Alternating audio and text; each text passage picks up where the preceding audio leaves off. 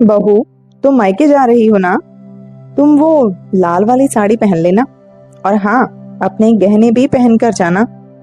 पर मम्मी जी, मैं तो वहीं की हूँ, वहां तो सब मुझे जानते ही हैं, और सबको यह भी पता है कि मेरा ससुराल बहुत अच्छा है। तो फिर यह सब दिखाने की जरूरत क्या है? अरे, ये दिखाने विखाने वाली बात छोड़ो। तुम अपने भाई बहनों के लिए कुछ बना लेना, उन्हें जो पसंद हो वही बना लेना। मायके जाने में खाली हाथ जाना अच्छा नहीं लगता। नहीं नहीं, बहू स्नेहा सोच रही थी, मायका मेरा है, जाना भी मुझे है, और मम्मी जी इसको लेकर इतनी उत्सुक है। वो जब अपने मायके जाती होंगी तो क्या हाल होता होगा? स्नेहा ने सीधे सासू माँ से प्रश्न कर डाला। मम्मी जी, आप भी इतनी ही तैयारी से मायके जाती हैं? अचानक पूछे गए स्नेहा के इस प्रश्न से मालती जी थोड़ी देर तो चुप रहीं, फिर मुस्कुराते हुए उन्होंने ना में सिर हिला दिया। उन्होंने सिर्फ इतना ही कहा, काफी दिनों से मैं मायके नहीं गई हूँ। क्यों मम्मी? क्या आपका मन नहीं करता वहां जाने का, जहां आपका बचपन बीता है? मालती जी नई नई बहू को क्या अपना दुखड़ा सुनाती। उन्होंने जिम्मेदारियों के ऊपर सारा कारण थोप इस प्रश्न को टाल दिया। देखिए मम्मी जी, अब मैं आ गई हूँ ना यहाँ, मैं यहाँ सब संभाल लूंगी। अब आपका जब भी जी चाहे आप भी आराम से 2-4 दिन के लिए अपने मायके जा सकती हैं। सारे जहां घूमने का मजा कुछ और है, और मायके जाने का मजा कुछ और ही है। स्नेहा ने अपने सासू माँ की पीड़ा से अनजान बनते हुए उनके भावनाओं को समझने की कोशिश की। उसे शादी से पहले ही विशाल, जो उसके पति हैं, ने बातों बातों में बता दिया था कि मम्मी मामा के घर नहीं जाती हैं। शायद मामा मामी के किसी व्यवहार से उसके दिल को भारी ठेस पहुंची है। स्नेहा भले ही अभी एक नवयौवना ही थी, पर उसे भी मायके का महत्व बहुत ही भली भांति पता था। उसने उसी समय सोच लिया था कि कारण चाहे जो भी हो, वह पूरी कोशिश करेगी कि सासू माँ और उनके मायके के संबंध फिर से सुधर सकें। आखिर बहू का सबसे पहला काम तो अपने ससुराल में सबको जोड़े रखना ही होता है ना। जब स्नेहा अपने मायके से वापस आई तो कुछ दिनों के बाद उसने फिर से वही प्रसंग छेड़ दिया। वह जानती थी कि आखिर सासू माँ अपने मायके जाने से क्यों कतरा रही हैं। उसके काफी कुरेदने के बाद मालती जी थोड़ी भावुक तो हुई, पर उन्होंने नई बहू के सामने चुप रहना ही बेहतर समझा। वह बस इतना ही बोल पाई थी, मेरे जाने से वहां भी तो खुशी होनी चाहिए ना। आत्मसम्मान नाम की भी कोई चीज होती है या नहीं? बिल्कुल मम्मी जी, आत्मसम्मान से समझौता बिल्कुल ही नहीं होना चाहिए, पर कभी कभी गलत फहमियां भी तो आत्मसम्मान के चारों ओर अपना परत चढ़ा देती हैं। कुछ देर बाद वह बोली, खैर छोड़िए ना। मेरी माँ बोल रही थी कि हमारी तरफ ऐसी मान्यता है कि बहू अगर अपनी सासू माँ के मायके जाती है तो बहुत शुभ होता है। स्नेहा ने मौका देखकर चौका मारा। अगर ऐसा है तो तुम विशाल के साथ चली जाओ। अरे नहीं मम्मी, वहां मैं आपके बिना नहीं जाऊंगी। अपना निर्णय सुना स्नेहा जल्दी जल्दी काम निपटाने लगी। मालती जी मन ही मन सोच रही थी कि तुझे कैसे बताऊं बहू, महिलाएं कितनी भी बड़ी या बूढ़ी हो जाएं, मायका और मायके वालों से आकर्षण कभी खत्म नहीं होता है। क्या मेरा मन नहीं करता है वहां जाने का? पर अब इतने दिन हो गए हैं, इस बीच वहां से भी कोई आया नहीं है ना ही किसी ने वहां मुझे बुलाया है। यहीं पास में ही तो मेरा मायका है। फिर भी मम्मी जी, आप तैयार हो जाइए, चलिए आज चलते हैं। स्नेहा ने आग्रह करने की बजाय आदेशात्मक रूप से कहा। कहाँ चलना है बहू? आज मामा के घर चलेंगे मम्मी, आप प्लीज मना मत कीजिएगा, मेरी खातिर प्लीज मम्मी जी। स्नेहा एक छोटी बच्ची की तरह सासू माँ के गले से लिपट कर बोली।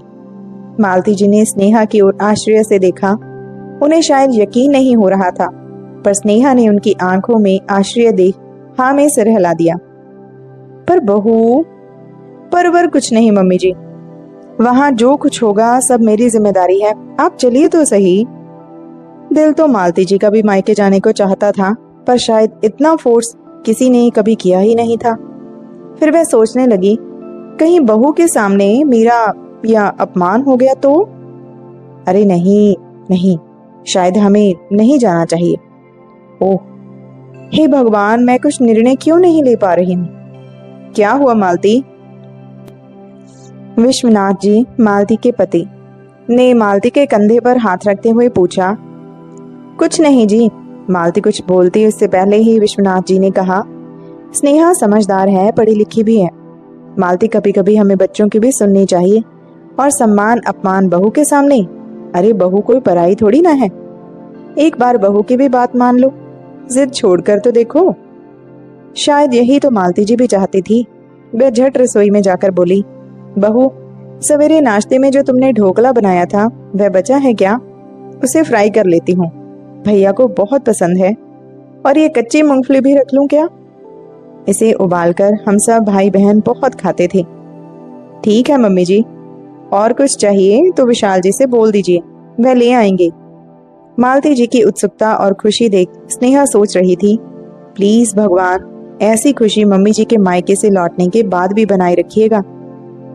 मालती जी का मायका वहां से मात्र 40 किलोमीटर की दूरी पर ही था, इसलिए उन्होंने अपनी ही गाड़ी से जाने का निश्चय किया। मालती जी सारे रास्ते चहकती रही। जब वे अपनी सीमा में दाखिल हुई तो एक छोटी बच्ची की तरह ही चहकती हुई हाथ के इशारे से स्नेहा को बताना शुरू किया, देखो यह मेरा स्कूल है, यहाँ तक हम सहेलियां खेलने आते थे। कुछ दूर आगे जाने पर वह बोली, वो देखो बहू, मेरा कॉलेज।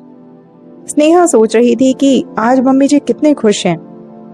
अपने मायके के गलियारों में आने से ही शायद मम्मी जी का बचपन लौट आया है।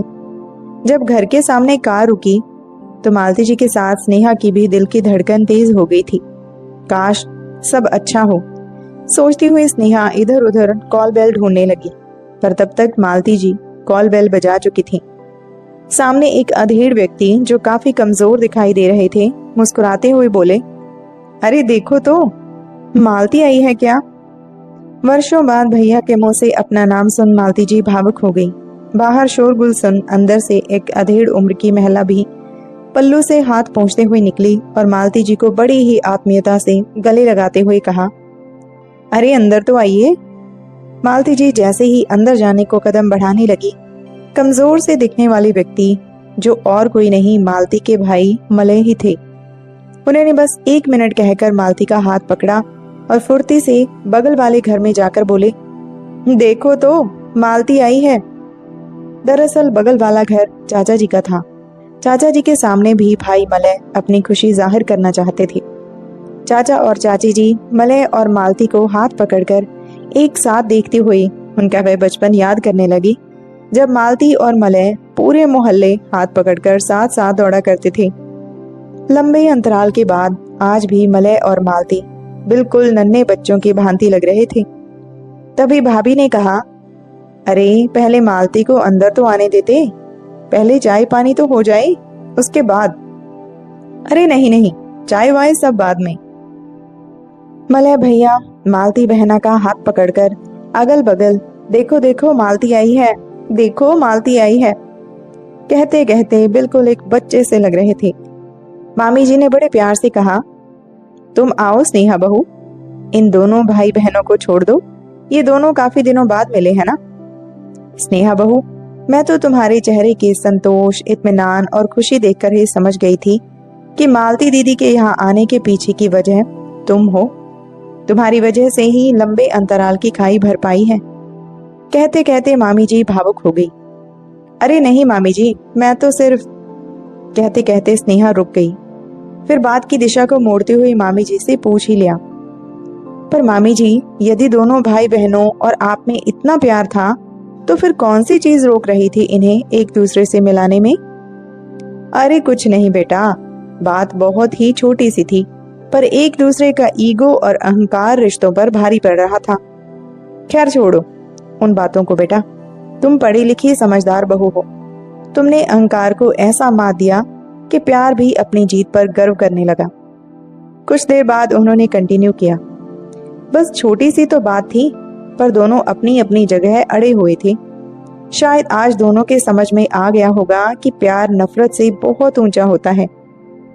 मालती इनसे छोटी है, पर इस मामले में इन्होंने अपने भाई को पीछे छोड़ दिया है। वह प्यार दिखाने, जताने व निभाने में मलय की अपेक्षा बहुत आगे निकल गई हैं। खैर, कहीं ना कहीं से तो शुरुआत होनी ही थी। शुरुआत कहीं से भी होनी चाहिए। भाई बहनों के बीच में ये दीवार कैसा? मैंने कई बार मलय जी को भी समझाने की काफी कोशिश की थी बेटा, पर मुझे सफलता नहीं मिल पाई। कुछ देर रुककर वह बोली, या कह लो मेरी कोशिश में शायद वह ताकत ही नहीं थी। तुम सब पढ़े लिखे युवा काफी समझदार, स्पष्टवादी, निसंकोच और चीजों के प्रति ज्यादा प्रैक्टिकल हो। हमारी अपेक्षा तुम लोगों की सोच बहुत अलग है बेटा। फिर वह कहने लगी, अब देखो ना, तुमने कितने अच्छे ढंग से बिगड़े रिश्ते को एक नया आयाम दिया है। सच में वर्षों से चली आ रही सास बहू के रिश्ते को दोस्ताना रूप देकर, सासू माँ के मन की भावनाओं को समझकर तुमने एक बिल्कुल ही नई पहल की है। आज तुमने भाई बहन के बीच की दीवार को गिराकर बिछड़े भाई बहनों को फिर से मिला दिया है। अपनी प्रशंसा सुन स्नेहा थोड़ी झेंप गई। उसने सिर्फ इतना कहा, मैंने तो सिर्फ माँ की बातों को ध्यान में रखा था मामी जी। वह हमेशा कहती थी, बेटा ससुराल से हमेशा लड़कियों को कुछ न कुछ शिकायत ही रहती है, पर तुम एक बात का ध्यान रखना, तुम किसी के होंठों पर मुस्कुराहट व खुशी ला सकती हो तो वह तुम्हारी सबसे बड़ी पूजा होगी। फिर देखना, ससुराल के प्रति तुम्हारा नजरिया ही बदल जाएगा। फिर एक लंबी सांस लेकर वह बोली, अनजाने में ही सही, आज मम्मी जी और मामा जी के चेहरे पर खुशी देखकर लग रहा है कि माँ ने बिल्कुल ठीक ही कहा था। तो दोस्तों, ये थी आज की कहानी। उम्मीद है आपको पसंद आई होगी। लाइक करके जरूर बताइएगा, शेयर भी करें दोस्तों के साथ, और चैनल पे नए हो तो चैनल को अच्छी अच्छी कहानियां सुनने के लिए सब्सक्राइब भी जरूर करें। तो मिलते हैं एक नई कहानी के साथ। धन्यवाद।